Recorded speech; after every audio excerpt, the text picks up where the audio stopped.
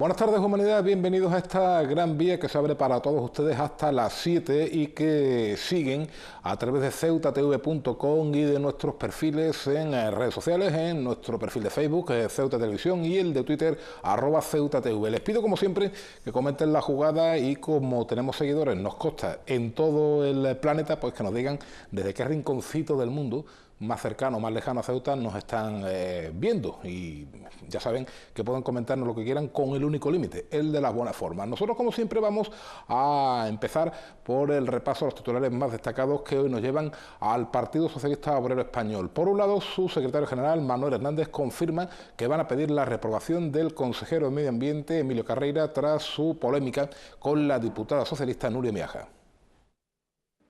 Ha pasado cerca de una semana, pero los ánimos, lejos de calmarse, siguen encendiéndose tras los insultos del portavoz del Grupo Popular, Emilio Carreira, a la diputada Nuria Miaja. Este jueves, el portavoz del Grupo Socialista, Manuel Hernández, ha exigido al Gobierno una disculpa por estos insultos y la reprobación pública de Carreira. Primero, que se debería de plantear esas disculpas, que tienen que venir del Gobierno de la ciudad, porque ha sido un miembro del Gobierno de la ciudad el que ha insultado a un miembro del Grupo Parlamentario Socialista, y que desde luego tiene que reprobar la actitud de su consejero de Medio Ambiente, el señor Carreira.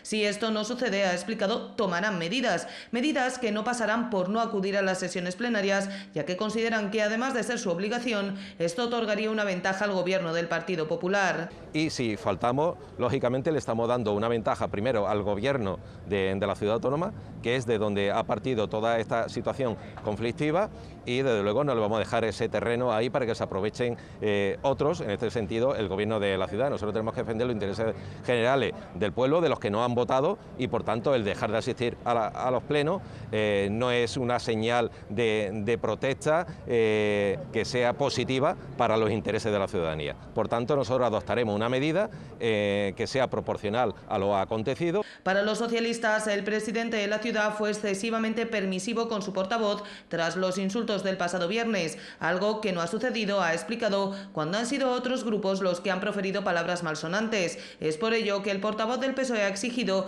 que el presidente emplee el mismo rasero para todos, con el fin de evitar que estas situaciones se repitan. Finalmente, Manuel Hernández se ha referido a las palabras de Emilio Carreira relativas a que el segundo de los insultos, el de hija de puta, no iba dirigido a la diputada socialista. Para Hernández hay pruebas y evidencias que desmienten al portavoz del Grupo Popular. El señor Carreira ha hablado de que uno de los insultos que expresó aquel día no fue dirigido a la diputada de nuestro grupo parlamentario. Ahí están las pruebas, en los medios de comunicación, en las televisiones, en las redes sociales. Esa es la evidencia. Nosotros no queremos entrar en esa polémica, pero sí decimos de que es constatable todos los hechos que allí se produjeron en aquel momento, y el pueblo de Ceuta lo ha visto, lo ha palpado y está demostrado. En sus declaraciones posteriores al incidente con Nuria Miaja, el portavoz del Partido Popular, Emilio Carreira, volvía a sacar a la palestra al que fuera secretario general del PSOE, José Antonio Carracao. Bien, pues está supuesto de alguna manera la reentré en la vida pública del propio Carracao, llevando, atención, una fotografía dedicada esta misma mañana al despacho de Carreira. José Antonio Carracao se ha sumado este jueves a la polémica existente entre el PSOE y el portavoz del Grupo Popular, Emilio Carreira, desde el pasado viernes. Carracao, que ha dejado en el despacho de Carreira una foto dedicada por la añoranza y la obsesión que considera que Carreira tiene con él, ha decidido salir a la luz pública para defenderse de las acusaciones realizadas por el portavoz popular de que vino a Ceuta solo para liderar al PSOE y de que vivió en Algeciras durante algún tiempo mientras lideraba el PSOE ceutí. José Antonio Carracao ha señalado en un comunicado a los medios que lo único que pretende el portavoz del PP es desviar la atención y verter acusaciones infundadas sobre cualquiera que le ayude a poner el foco sobre otra persona que no sea él. Carracao ha manifestado, haciendo llegar a los medios la prueba documental, que se encuentra empadronado en Ceuta desde el 5 de noviembre de 1996, es decir, hace 21 años, momento en el que llegó a la ciudad para quedarse. En aquel momento, ha recordado, tenía solo 17 años. Además, ha calificado como muy burdo que Carreira haya señalado que vivía en Algeciras, ya que, ha señalado, todo el mundo sabe que no es cierto, incluyendo el propio portavoz del PP, lo que demuestra, ha insistido, su catadura moral. Para Carracao, Carreira pretende defenderse de sus propios actos usando la mentira como única estrategia. Unos actos, ha continuado, que deben avergonzar a todos, independientemente del partido en el que militen, como lo es el de insultar de manera tan grave a una mujer que además, ha señalado, es diputada democráticamente elegida por miles de ceutíes. A todo esto, un último apunte sobre el PSOE. Pedro Sánchez ha sido el candidato más avalado en Ceuta, obteniendo el 52% de firmas de la Federación Ceutí. Cambiamos de asunto. El líder de la coalición Caballas, Mohamed Ali, tenía dos familiares como destinatarios de vivienda en las 225 promociones, de las 225 casas, perdón, de la primera promoción de Loma Colmenar. Así figura en el sumario que instruye la juez Raquel Lucili.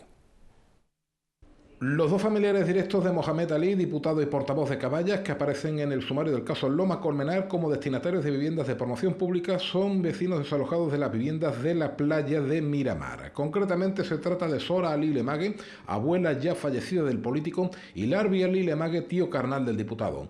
Ambos vivían en la playa de Miramar, viviendas que fueron desalojadas hace aproximadamente una década y que, como el resto de residentes en esa barriada, fueron realojados en las 225 casas de la primera promoción de Loma Colmenar. Ali aportó a la jueza varias documentación relativa a los decretos de ruina del área de fomento de la ciudad autónoma. Fuentes cercanas al portavoz de la coalición apuntan a que la juez instructora del caso, Raquel Lucini, no le imputó tráfico de influencias. Según las precisadas fuentes, esto descarta cualquier manejo en la adjudicación de estas viviendas a los familiares del líder de la coalición. Las viviendas de Miramar Chorrillo se construyeron a final del protectorado español sobre Marruecos, ya que ahí se ubicaron buena parte de los pescadores procedentes del vecino país. Fueron derribadas en octubre de 2008 tras varios años de demandas de mejores condiciones por parte de los vecinos. El punto álgido fue, en 1984, el fallecimiento de un joven que dormía en su vivienda al caer encima de esta parte de un muro de la avenida Martínez Catena como consecuencia de un fuerte temporal de levante. Y un último apunte, en este caso en crónicas de sucesos, porque al mediodía de hoy ha ingresado en prisión una joven de 24 años como presunta autora del apuñalamiento a otro joven de 21 en la barriada de Los Rosales. El chico evoluciona favorablemente de sus heridas. Una joven de 24 años ha ingresado en prisión como presunta autora del apuñalamiento a otro de 21 que evoluciona favorablemente de sus heridas. Los hechos ocurrieron en la madrugada del martes en la barriada de Los Rosales. Agentes del Cuerpo Nacional de Policía fueron requeridos por varios vecinos de la zona que vieron al joven malherido minutos después de la agresión. Según ha informado la propia policía en un comunicado, el herido se dirigía al domicilio de unas amigas y una vez en el portal se encontraron con la presunta autora que le hirió con arma blanca en el abdomen para marcharse a continuación. Según fuentes policiales, tanto la víctima como la presunta agresora se conocían manteniendo una clara animadversión que desembocó en el apuñalamiento. El chico fue trasladado al hospital universitario ingresando en principio en la unidad de cuidados intensivos. Fuentes sanitarias confirman la evolución favorable del herido. La joven era enviada a prisión a última hora de la mañana de este jueves.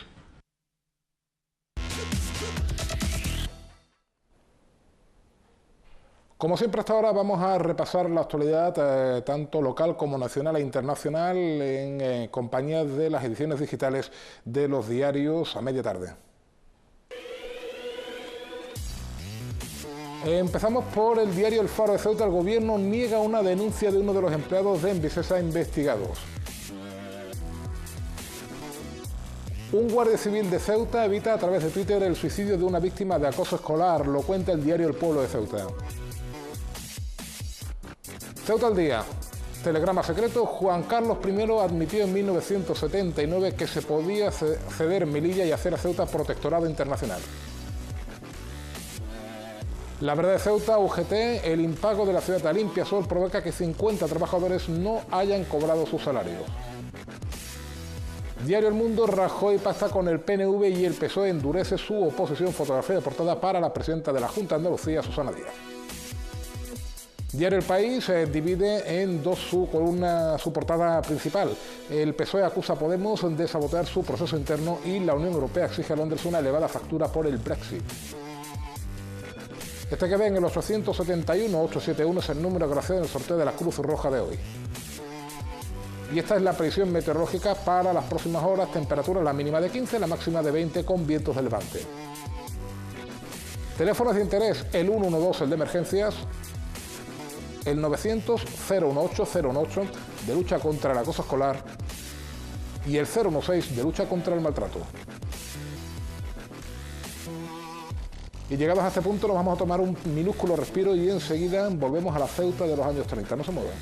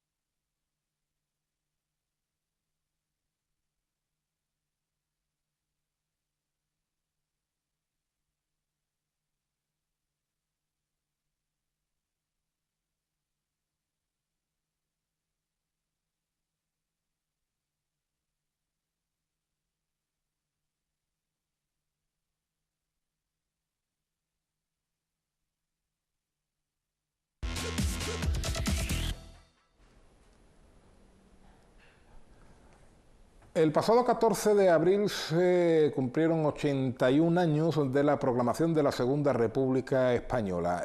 Una proclamación que vino motivada, entre otras cosas, por los resultados de las elecciones municipales que habían tenido lugar horas antes y que arrojaban una clara mayoría a favor o en determinados núcleos, ahora posiblemente entremos en matizaciones, de la opción republicana.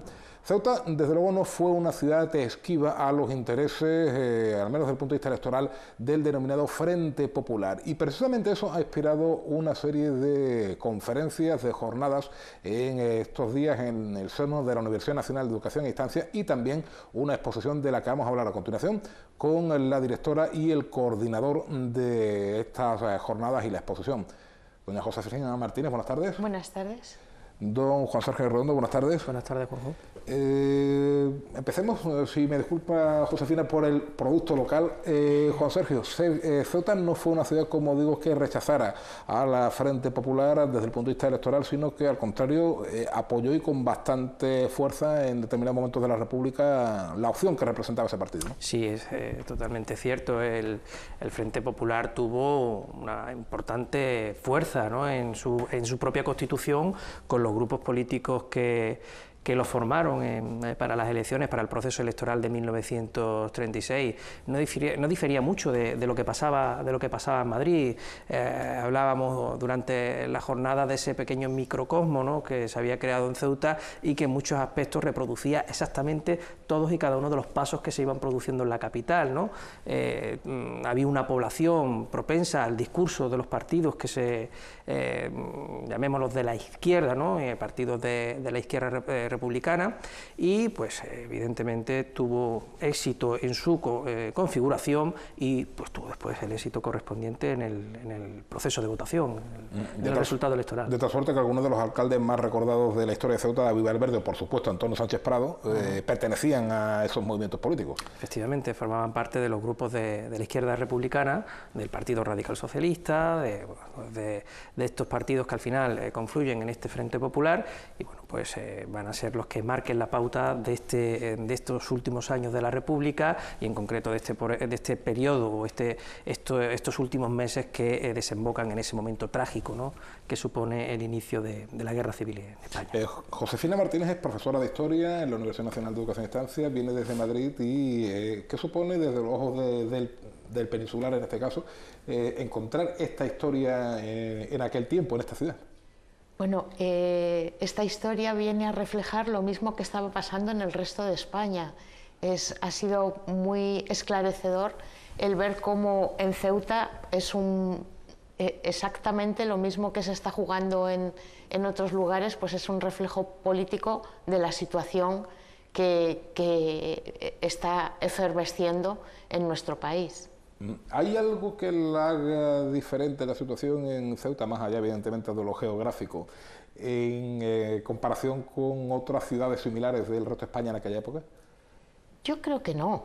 Yo, por lo que he estado viendo estos días y los expertos de Ceuta, que son grandes historiadores, han venido a recalcar, es esa similitud, esa necesidad de un cambio político que supuso el Frente Popular y hacerlo patente tanto aquí como en el resto de las ciudades españolas.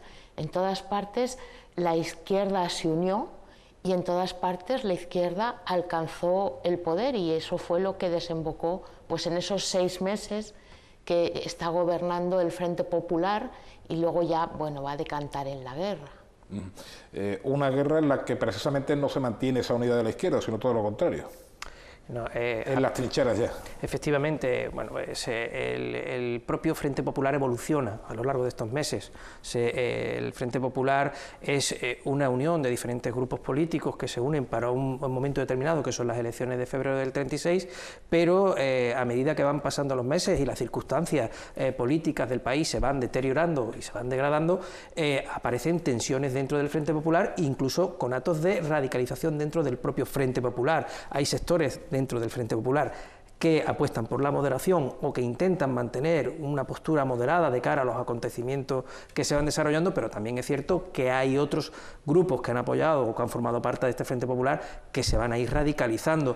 Eso, una vez que se produce la situación del golpe de Estado, alzamiento, la propia guerra civil, pues también va a hacer que cada uno tenga sus intereses e intente adquirir el mayor poder dentro de esa zona que ha quedado en control republicano. Conocer la historia dicen que ayuda a no repetirla o a no tropezar en la misma piedra. En los últimos años estamos viviendo una serie de coaliciones entre fuerzas de izquierda, incluso se llegó a barajar.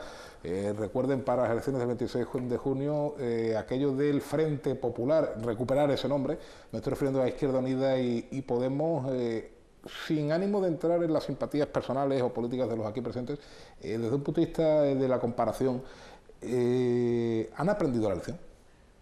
Yo quiero creer que sí, que han aprendido la lección, porque sobre todo la vida es muy distinta y nada tiene que ver la España. Evidentemente, matizo, no en cuanto a que estemos al borde de una guerra civil, por supuesto. No, es que la situación en España en aquel momento no tiene nada que ver con la España de ahora.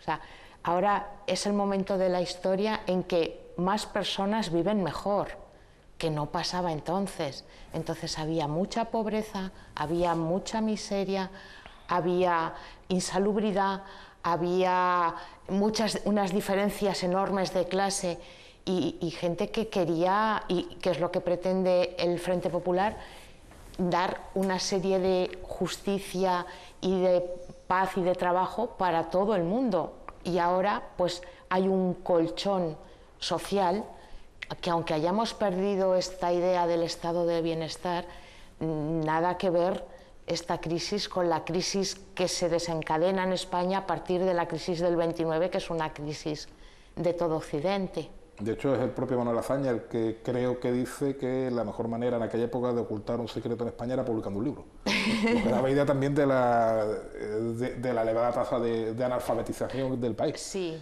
se había hecho un esfuerzo grande por alfabetizar a la población. En la época de Primo de Rivera se impulsa muchísimo las escuelas, cae Primo de Rivera y a continuación una de las banderas que tiene la República va a ser seguir instruyendo al país y bueno, pues es una diferencia muy grande de las tasas de analfabetismo anterior, pero aunque se hubiera escolarizado a mucha gente, no es como ahora. Evidentemente. Bueno, eso en cuanto a la historia que se resume también en fotografías, en imágenes como las que las que vamos a poder disfrutar durante estas, creo que 2 semanas. Sí, bueno, vamos a tener la exposición, se inauguró el día 2, que coincidiendo con estas jornadas que empezamos, y se va a mantener hasta el día 2 de junio. Prácticamente vamos a tener un mes por delante para que los ceutíes puedan subir a la sala de exposiciones del campus a visitar pues esa muestra fotográfica que hace un recorrido por esos meses, también adentrándose un poquito en los orígenes desde la proclamación de la República, tanto en la ciudad como lo que venía pasando a nivel general, en concreto también en la capital del país. En esas fotografías, entrando en detalles más concretos, ¿qué se puede ver? ¿Qué nos dice la Ceuta del primer semestre del 36? Bueno, nosotros hemos buscado plasmar la cotidianidad. O sea, ¿no? Eso quizás es el objetivo fundamental, ¿no?, de esta exposición. Al margen de la turbulencia política, de las dificultades políticas, de las luchas políticas, también hay una sociedad que quiere vivir en paz, ¿no?, que quiere disfrutar de los pocos momentos que tiene al margen de la conflictividad, ¿no? Y bueno, pues lo mismo podemos exponer una fotografía pues como en la parte que corresponde a la muestra que viene de la sede central, pues que aparece la gente yendo a una plaza de toros, a un partido de fútbol, aquí en Ceuta pues a una inauguración de un monumento, la presencia pues de las autoridades, por ejemplo del protectorado, o una cena de gala para homenajear, por ejemplo, a Sánchez Prado por su por su nombramiento como diputado en Cortes, o una visita en este caso, por ejemplo, cuando vino a Ceuta el presidente de la República, Alcalá Zamora, pues la recepción que se hace de esa visita, pues de importancia, es el presidente de la República, ¿no? Entonces, pues eso hemos querido mostrar un poco lo que ven los fotógrafos que están en la ciudad, ¿no? Ayer comentábamos en una de las conferencias la presencia de esos fotógrafos de calle, ¿no? Esos fotógrafos que iban plasmando todo y cada uno de los momentos de la sociedad, de la gente, de lo que pasaba en nuestras calles, ¿no? Pues eso es lo que se ha querido mostrar realmente, ¿no? Tanto como pasaba aquí, lo que pasaba aquí en Ceuta, como esa presencia de esos fotógrafos que también estaban presentes en Madrid o en otras ciudades de España. ¿Cuántas fotografías? En este caso hemos puesto un bloque que se corresponde con Ceuta, que son 25 fotografías, láminas que nos ha cedido, por supuesto, el Archivo General de la ciudad, al cual le agradecemos porque ha sido fundamental su colaboración por la riqueza de su fondo fotográfico, y después hay un bloque que se corresponde, que se divide a su vez en 4 bloques, que es la parte de la exposición que viene en Madrid, que se conforman de unas 27 láminas y una serie de carteles que son muy interesantes, carteles electorales que utilizaban las fuerzas políticas que concurren a las elecciones de febrero del 36, pues que son muy significativos. Incluso te puede llegar a sorprender un poco porque muchos de los contenidos que vienen en esos carteles pues no difieren mucho de las luchas políticas que hoy tenemos. Evidentemente nos resulta ahora un poco más difícil de entender por lo que vino después, pero en aquel momento los que participaban en esa campaña electoral pues quizás a lo mejor no entendían que les iba a pasar lo que después vino. Eran carteles, en cualquier caso, Josefina, muy artísticos en cuanto a su elaboración y muy vehementes en cuanto al contenido, aquello de votar a las izquierdas o en este caso a las derechas, que también los habían, yo creo que viendo los carteles se ilustra por sí solo el clima de tensión, o nos podemos hacer una idea por solo del clima de tensión previo al estallido de la Guerra Civil, ¿no? Sí, son carteles, es la primera gran campaña que se hace en unas elecciones en España. Ya había habido otras elecciones en Europa con mucho llamamiento al voto. Son las elecciones en que un 72% de la población acude, unas elecciones en que las mujeres votan y tanto las izquierdas como las derechas están muy pendientes de ese voto femenino. Es unas elecciones en que hay 5 mujeres que salen diputadas. Y si los carteles son todos muy llamando al voto y recordando sobre todo los sucesos del 34, que había sido la revolución del 34, había sido un momento muy crispado en que habían salido personas de los ayuntamientos, de la banca, que habían hecho huelga, una huelga general, pero incluso aquí en Ceuta se había despedido a como 30 personas del ayuntamiento por haber estado en esa huelga, en la banca, en las minas, no digo aquí, pero sí en los centros productivos del resto de España. Entonces está muy presente ese llamamiento a atención en lo que ha pasado. Claro, también como esa revuelta que hubo, ya se quemaron iglesias, ya hubo enfrentamientos, pues también la derecha estaba asustada porque pudiera darse otra vez ese clima tan efervescente del 34. Entonces confluyen ambas extremos en decir, por un lado, cuidado con el 34 y por otro lado, acordaros del 34. Y esto está en la propaganda. Sin embargo, hay elementos comunes en la propaganda, ¿no? Porque aquellas siempre nos presentan figuras muy bellas, tanto masculinas como femeninas, con posturas o con un lenguaje corporal muy claro, con caracteres, vamos a decirlo así, también muy claros y muy fáciles de entender. Es decir, ya en aquella época, a fin de cuentas, todos ofrecían un distinto producto al mismo comprador. Sí. Claro. Es decir, ya eran conscientes de aquello. Claro, el comprador que hay es el electorado y entonces todo el mundo lo que necesita es ese voto. Como hay grandes dibujantes que participan, grandes diseñadores que están diseñando la campaña, ya empieza a diseñarse campañas electorales. Entonces eso se plasma con muchísima fuerza en todos los periódicos, en la radio. También se hacen proclamas a través de la radio, aunque en un momento no se permite, pero después ya sí que las radios son tomadas para hacer campaña electoral por uno u otro bando. Y bueno, pues sí, es muy interesante ver en la exposición esta ilusión de las elecciones, aquellas que se pretendían y que fueron tranquilas, que fueron fotos en que se ve cómo se lleva a personas mayores en sillas para que puedan votar, cómo se constituyen las mesas electorales. Las fotos que vienen de Madrid son muy bonitas, son del Archivo General de la Administración, de las fotos de Alfonso, uno de los grandes fotógrafos de esta época, y del Archivo Regional de la Comunidad de Madrid, y luego de la Biblioteca Nacional también de fotógrafos extranjeros que vinieron a cubrir las elecciones, pues también hay fotos que luego mandan a sus respectivos países, y todo eso pues hemos recogido en la exposición. ¿La exposición se puede visitar en qué horarios, en qué días? Sí, bueno, en la sala de exposiciones del campus universitario vamos a estar abiertos al público en horario de mañana, de 10 de la mañana a 12:30, 1:45 más o menos, y por la tarde va a estar abierta también la exposición de 5:30 a 8 de la tarde. De lunes a viernes. De lunes a viernes. De acuerdo. Pues a los dos, Josefina, Juan Sergio, muchísimas gracias por acompañarnos y hasta la próxima. Gracias a vosotros. Muchas gracias. Seguimos en unos minutos.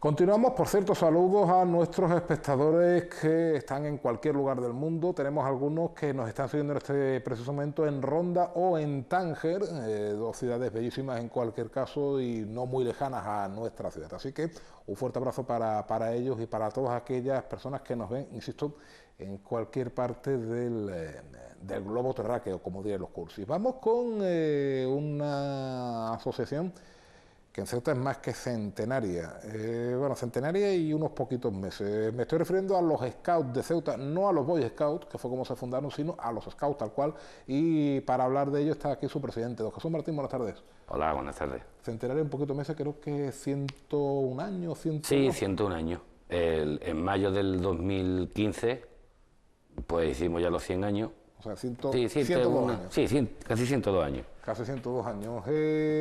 Fundado entonces como Boy Scouts, Boy significa chico en inglés, se ha caído el término, bueno, pues por la propia evolución de la sociedad, no hace falta, no es muy difícil saber por qué. Bueno, sí, referente a eso también te comento que sus orígenes, en 1907, cuando se fundó el escultismo por Baden-Powell, efectivamente eran Boy Scouts, ¿no? Pero ya a España llegó en el 12 y a Ceuta en el 15, en el 1915. Pero realmente, más bien Boy Scout un poco el estereotipo que nos están marcando también un poco los americanos, ¿no? Digamos. Y los orígenes del escultismo en Inglaterra, que siguen siendo Boy Scout.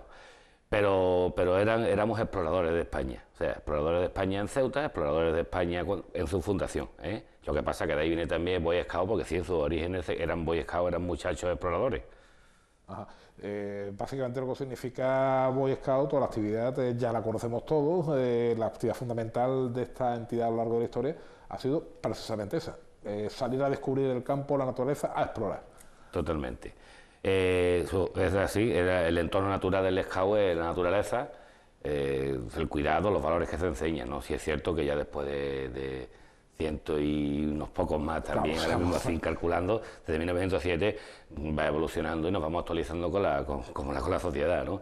Y entonces el escultismo ha abierto, quiere decir que ya no es solamente la naturaleza es el único sitio, ¿no? Abrimos más los valores que educamos, que la sociedad dice, bueno, primero en casa, que es lo que le decimos a los niños, que la buena acción la tienes que cumplir en tu casa, ¿no? Pero sí es cierto que con la sociedad, con el barrio, ¿no?, que ya abrimos todos los valores en todos los sitios posibles. De hecho, la sede Scout Ceuta se encuentra en un sitio, en una plaza, en la de Bermú Soriano, donde aparte de las macetas y los perros del vecindario no hay mucha más naturaleza, es decir, en un terreno plenamente urbano, ahí es donde os concentráis, creo que todos los sábados por la mañana para empezar vuestras marchas, ¿no? Totalmente, nuestras actividades son todos los sábados de 11 a 2, del mediodía de 11 a 2, y sí es cierto que también mirando, en el local estamos muchísimo, pero ya llega esta fecha y normalmente estamos poco, ¿no? Porque el grupo, ¿no?, porque la Asociación Scout de Ceuta tiene el grupo Maja, que es donde la parte activa, digamos, del escultismo, donde están los niños y los scouts. Ya va llegando un buen tiempo y ya intentamos que las metodologías que le damos sea mayormente la naturaleza, y como son todas las sesiones que tenemos castores de 6 a 8, manada de 8 a 11, grupos de edades, ¿no?, tropa de 11 a 14, escolta de 14 a 17, y ya la última sesión, digamos, educativa es de los rovers de 17 a 21 años. A partir de ahí ya, bueno, pues entonces sí es cierto que normalmente las sesiones, quienes no están en el local es porque ha salido, que no es que salga el grupo siempre entero, ¿no? Son sesiones educativas y van saliendo según tienen su programación semanal, que en el local estamos, pero que no es que esté el grupo siempre en el local. Porque el grupo entero, ¿cuántos sois? Pues el grupo ahora mismo estamos en 70 censados, ¿no?, en Scout de España, y con listas de espera, por desgracia. ¿Listas de espera por qué? Por la falta principal de los responsables voluntarios para tenerlo. No se trata de que el grupo esté lleno de niños, sino los que estén bien atendidos, lógicamente. Porque sábado por la mañana, pasado mañana a las 11 vienen en Bermú Soriano, que es donde tenéis vuestra sede, os concentráis, quedáis todos, pues pongamos a esa hora, a las 11 de la mañana. A partir de ahí, ¿qué se hace? Bueno, pues lo primero que hacemos es el acto comunitario, como bien llamamos, que bueno, es peculiar, ¿no?, del escultismo nuestro, que es nuestros gritos por secciones, los más pequeños, y es una forma también que tenemos los scouts, monitores, ¿no?, para que los scouters tenemos de evaluar. Evaluamos así con esos gritos, las caras de los chiquillos como vienen, hoy vienen con menos ganas, es una forma que tenemos de evaluar, ¿no? Y a continuación, una vez que tenemos nuestra presentación, ¿no? Nuestros buenos días, que nos lo damos a nivel grupal, pues bueno, que luego cada sección se retira a su parte del local, digo a su parte del local porque el local ya se nos quedó chico y entonces estamos ahí como podemos, como la autocaravana que llevan en 1 centímetro, te han puesto 2 cocinas y dos cuartos de baño, ¿no? Sí. Pues ahí estamos exactamente igual y cada scouter con su sección, pues ya se dedican a eso, a la programación que tiene para esa semana. Por ejemplo, ¿pasado mañana qué tenéis programado? Bueno, pues pasado mañana, por ejemplo, yo hablo de mi sección, sí, porque las otras tienen muchas cosas, ¿no? Los más pequeños, los castores, pues tienen sus talleres, porque el escultismo lo bueno que tiene, bueno, todo es bueno lo que tiene, pero es la educación mediante la acción, ¿no? O sea, yo te explico, pero no lo apuntes en una libreta. Lo apuntas después, pero la única forma es hacerlo, ¿no? Tú lo ves y lo haces. Y en los más pequeños es la educación mediante el juego. Mediante un juego le intentamos enseñar, ¿no? Según las edades. En el caso mío de la unidad esculta que llevo, que es el grupo de los 14 a los 17, pues lo que tenemos mañana es una programación, porque una vez al año queremos que sean ellos los que programen una acampada a su medida, ¿no? Como ellos quieran. Les dejamos ese espacio para ellos. Y mañana tenemos otras cosas, ¿no? Y un poco de metodología también, hay que conocer los orígenes del escultismo y a qué pertenece. El movimiento Scout en Ceuta estuvo unos años en un periodo, digamos, no voy a decir disuelto, no voy a decir muerto, pero sí dormido, vamos a decirlo así. Sí, y resurgió con fuerza hace unos 10 años más o menos, con algunos que habían sido Boy Scout, recalco lo de Boy porque esto se cambió hasta hace relativamente poco en vuestros años mozos. ¿Qué os llevó a coger de nuevo el toro por los cuernos? Bueno, pues como está el dicho, ¿no? Una vez Scout, siempre Scout, ¿no? Ya siempre eres Scout, no tienes que llevar pañoleta para ser Scout, eso ya siempre. Pero sí es cierto que notamos esa carencia, ¿no? Lo típico cuando la amistad que se crea en el escultismo, un hermanamiento, una amistad que no es la típica amistad de decir estoy todo el día en tu casa o todos los días estamos dando vueltas, no, es la amistad de que cuando lo ves, y Ceuta es pequeña, ¿no? Sí. Para eso, que nos vemos siempre todos, y la alegría de saber de que lo conoces y sabes por qué lo conoces. Entonces, lo típico, hay que ver la anécdota y esa falta, ¿no? de un escultismo, oye, que es otra forma más de educar en tiempo libre. Y bueno, pues nada, pues tiramos. En el año 92-93 el grupo Maja tuvo su última actividad en Santa Teresa, que teníamos el local en Santa Teresa. Yo ya no estaba, yo llevaría un par de años fuera ya del grupo, bueno, por lo típico, ya edad de bueno, otras preferencias. Y en el 2007, bueno, pues yo y otro compañero que estuvimos de niño, pues empezamos a preguntar, bueno, en el 2007 ya, y estamos aquí ya hasta con una asociación, porque antes no teníamos asociación, antes éramos un grupo scout porque Ceuta no tenía ningún tipo de autonomía en esa época. Era todavía no teníamos ninguna de carta de autonomía, entonces éramos un grupo, pero ahora ya somos una asociación también. ¿Omaha por qué?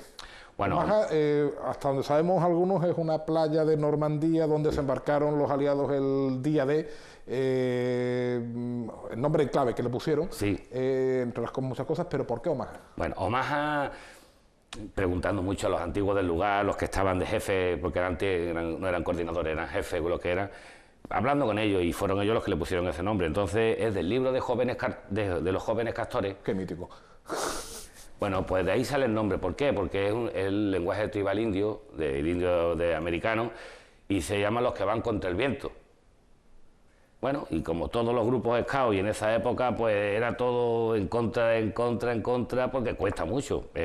Un proyecto de este tipo son muchas horas, más horas que le tiene que echar, y es un sacrificio, bueno, como dice el refrán, ¿no?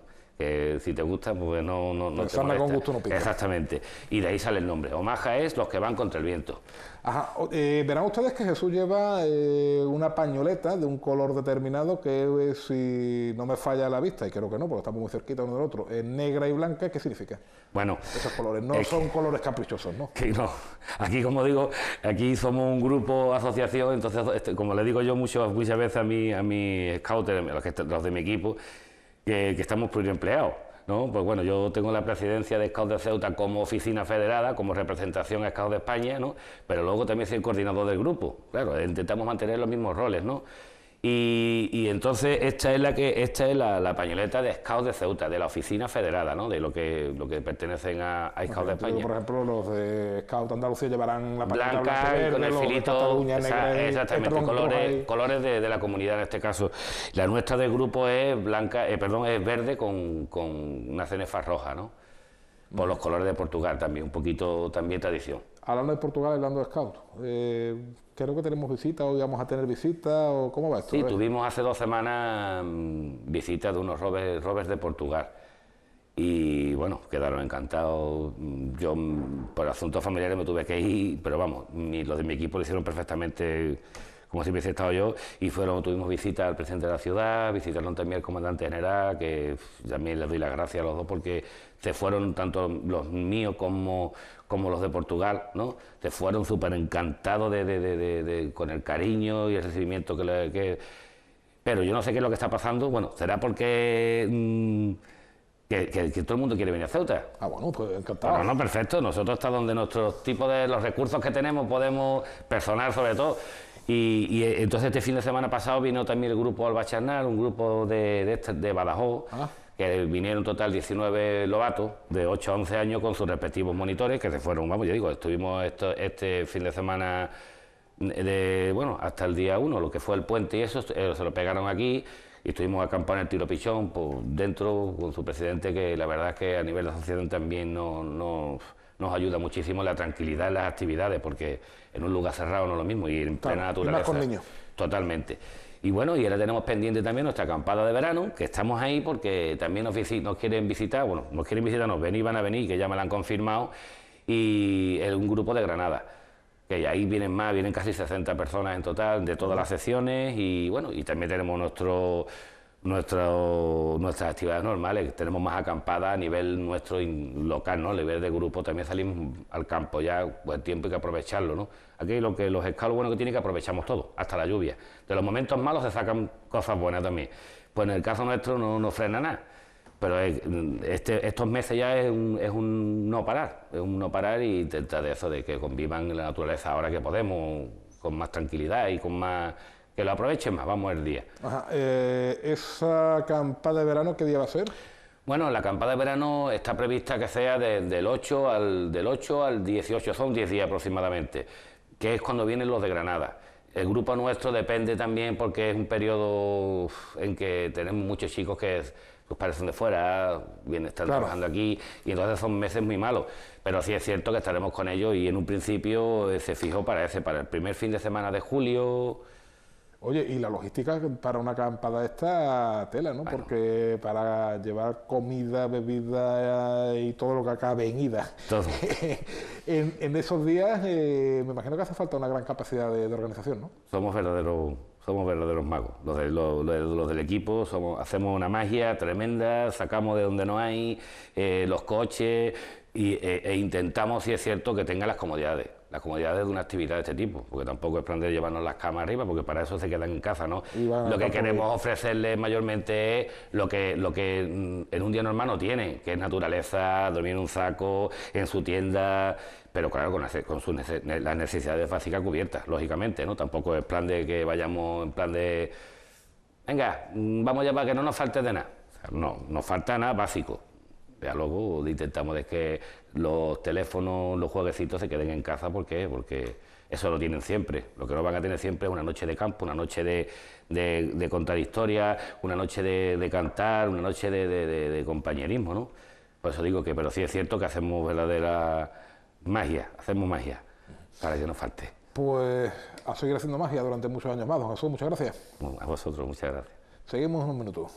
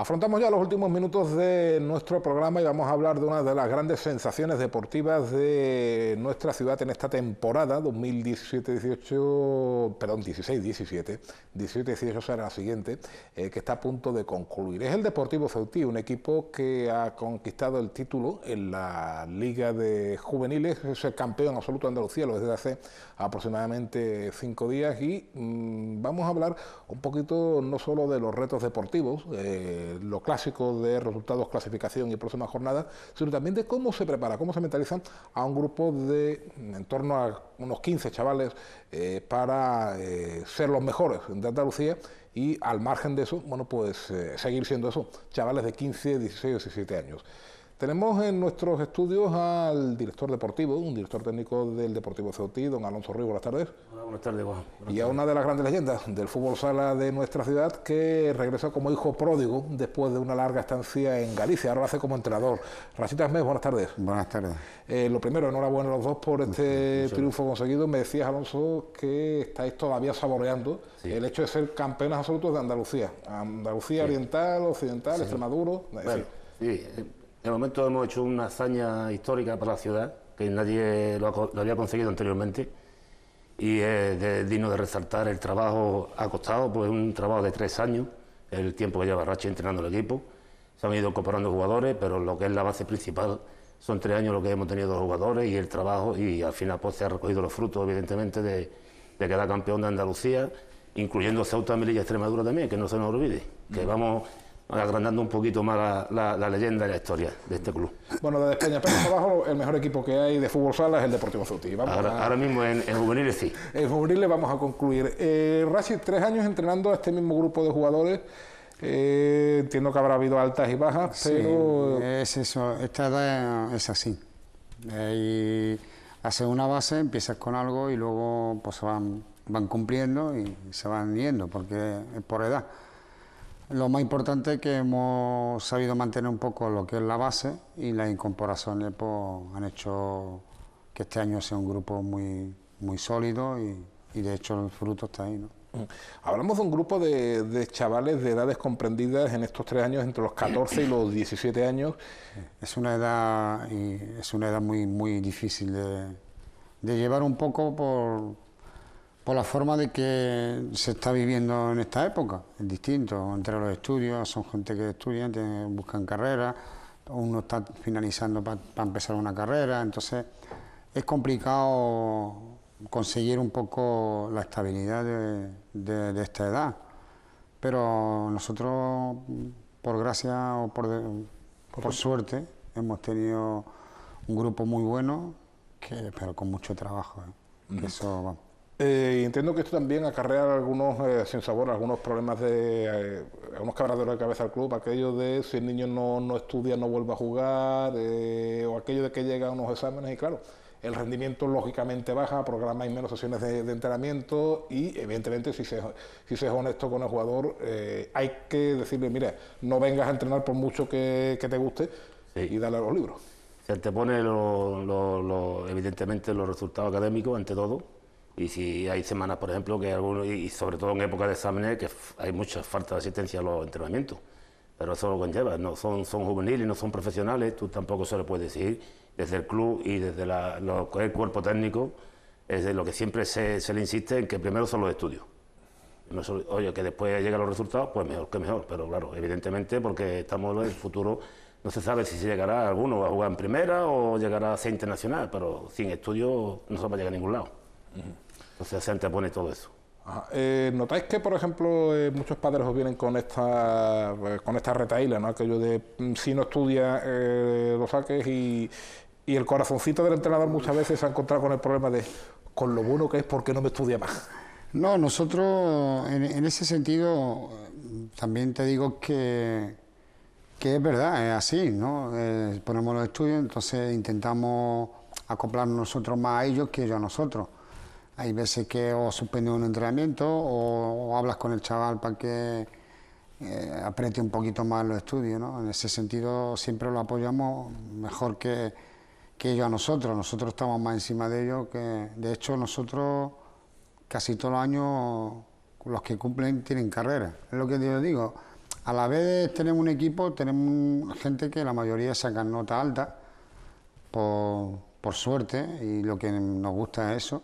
Hay algunos que flaquean un poco, pero la mayoría sacan nota alta de carrera, que el último año a lo mejor no juega ni con nosotros y ya tiene que incorporarse a hacer la carrera en Granada o en Sevilla o en cualquier lado. Y eso es lo que conlleva. Los padres siempre nos comprendemos porque miramos los estudios antes que el deporte en este sentido, y que también el deporte les beneficia a ellos también. De hecho, es importante también que practiquen un poco, que se desahoguen un poco, que saquen el estrés y le ayuda un poco. Entonces intentamos un poco compaginar el estudio con el juego. Aquello del men sana, incorpore sano, que la mente sana, el cuerpo sano, que decían los antiguos. El pasado fin de semana escribís una página gloriosa, una más en la historia del fútbol sala ceutí. ¿Cómo lo viviste? Ya son muchos, ¿eh? Ya son, he hecho una más porque... Tenemos el reciente subcampeonato de España de los alevines. Sí, también. También de España. Hace escasamente un par de semanas también. Tenemos nuestro equipo de Segunda División B, nuestro primer equipo de la entidad, que lleva luchando por el ascenso varios años, quedando segundo. Este año pues vamos tercero, vamos a entrar en Copa del Rey. También hay que agradecer, también un mérito muy importante de lo que hemos conseguido, también se basa en los partidos de entrenamiento que hemos jugado con ellos. Pues ya que tenemos una base y una estructura hecha, pues tenemos que aprovecharnos, incluso con los partidos que hemos jugado con el tercera. También hay que destacar el subcampeonato del Puerto, que también hay que destacarlo porque también es muy meritorio, que dos equipos de Ceuta queden campeones y subcampeón en una división de honor juvenil muy difícil de lograr, ¿eh? Y entonces, pues, el fútbol sala, gracias a Dios, pues nos está dando bastante resultados últimamente a esta ciudad, nos está dando mucha alegría. Rachi, como digo, fue uno de los grandes pioneros del fútbol sala, vestido de corto en nuestra ciudad, aquellos años del Alminator, Mitsubishi, etcétera. Sí. Claro, entonces estábamos en la élite, aquí venía cualquier equipo de fuera y se iba con un repasito dado. Ahora no estamos en la élite, pero tenemos una estructura, una cantera, hay muchos chavales que juegan al fútbol sala. ¿Por qué estos cambios? ¿Por qué hay por qué el fútbol sala siempre se nos ha dado tan bien en Ceuta? Hombre, nosotros, el fútbol sala, aquí en Ceuta, yo cuando empecé era muy joven también, tenía 19 años. Y era el boom de principio y todo el mundo lo comparaba, que si el fútbol sala era de gente mayor, que si... Sí, porque hubo muchos jugadores de retirada de primera que acabaron. Entonces pensaban siempre que era así, hasta que llegó un momento que las entidades apostaron por nosotros. Fue Alminatú, fue Caja Madrid, fue la policía local, fue Mitsubishi. El que mejor lo tuvo fue Mitsubishi, que en donde trajo las estrellas y todo. Y fue siempre, Ceuta siempre se la ha tenido en cuenta. Yo hablo porque yo he vivido mucho este deporte. Y en fútbol sala, en España, bueno, España es todo, pero en la península, mejor dicho, se trata muy bien que Ceuta siempre se le tiene un poco en cuenta, ¿no? Las cosas como son. Yo he vivido casi 18 años fuera en Galicia y el punto, aunque es pequeñito, pero afuera... Siempre cuando se habla de deporte y se habla de cosas buenas, ¿no? Además, yo creo que Chito y tú fuisteis, me atrevo a decir que los dos primeros jugadores de Ceuta exportados, entre comillas, a la península, a Rías Baixas, y Chito a Astorga y Andorra. Chito fue a Astorga primero, después pasó por Orense, Segovia y más, y yo me fui a Rías Baixas. Eso fue creo yo que éramos uno de los primeros, no sé si tengo memoria de otro, no sé. Pero en lo que a nivel, en la categoría, la máxima, en ese tiempo éramos nosotros dos. Él fue a un lado, yo fui a otro. Él salió un año antes que yo, me parece, o dos. Y después ya seguí yo. Y vamos, nos fuimos y vamos, volvimos porque queremos volver a nuestra tierra, no porque allí no... Claro, lógico. Las cosas no son. Ellos nos ayudaron siempre, nos han recibido muy bien afuera. Yo por lo menos puedo hablar cosas muy grandes de la gente de fuera, cómo nos han tratado. Y ellos siempre vinieron, de hecho que siempre vienen de vacaciones gente aquí todavía, que hemos jugado con ellos y te echan de menos, quieren venir a visitarte y hay unas cosas muy bonitas, que está, por ejemplo, el parque, que es marítimo, que siempre nos gusta enseñárselo a la gente de fuera, ¿no? Tenemos además varios ceutíes jugando en la élite del fútbol sala, no solo español, perdón. Tenemos 3 en la Liga de Fútbol Profesional, la primera división, la Liga de Fútbol Sala, y algunos en el extranjero, en Italia concretamente. En Italia, no sé si me suena que también tenemos algunos por Francia. Eso habla muy bien de que, bueno, a pesar de que el Ceutí ahora mismo no esté en la élite del fútbol sala nacional, insisto, ahora mismo, ¿sí? Esperemos que retornemos a la ansiada segunda división o división de plata, como se lo suele llamar. Lo antes posible. Eso habla muy bien del trabajo con la cantera, sí. ¿no? El hecho de que... Sí, hombre, el trabajo de la cantera se está haciendo y se está recogiendo sus frutos, ¿no? Nosotros hubo un tiempo que evidentemente la cantera, pues por circunstancias, pues nos quedamos un poquito flojos y llevamos ya varios años que vamos creciendo. De hecho, tenemos ya un equipo cadete que ha quedado subcampeón, que ha luchado hasta el último partido porque queda campeón, solamente jugando a fútbol sala. Tenemos un equipo juvenil de la local que este domingo empiezan los playoffs para quedar campeón. Tenemos un equipo alevín que también está luchando hasta la última jornada por quedar campeón. Es decir, que se está trabajando. Referente a lo que tú has dicho, evidentemente, Dani Cabezón, Anuar y el hermano Hamza. Son 3 jugadores de aquí de Ceuta que están jugando en primera. Después tenemos en Italia también jugadores. Tenemos a Sergio Murcia, que ha pasado por Francia, que ha terminado en Italia. Tenemos a Tuli, que está jugando en Italia al máximo nivel también. Entonces, la cantera funciona y hay que apostar por este deporte, evidentemente, porque está dando su fruto. Bueno, pues seguiremos hablando de fútbol sala, seguiremos contando historias del Deportivo Ceutí, de la formación de los jóvenes, y espero que páginas gloriosas del deporte ceutí, pero nos quedamos sin tiempo para otra cosa que no sea. Por un lado, agradecerle a nuestros 2 invitados que hayan estado por aquí. Buenas tardes a los 2, muchas gracias. Y a ustedes recordarles que dentro de 60 minutos tienen una cita con Laura Ortiz y la crónica informativa de este día, que se llama Jueves y se apellida 4 de mayo de 2017. Mañana nos vemos a partir de las 6 de la tarde. Sean felices.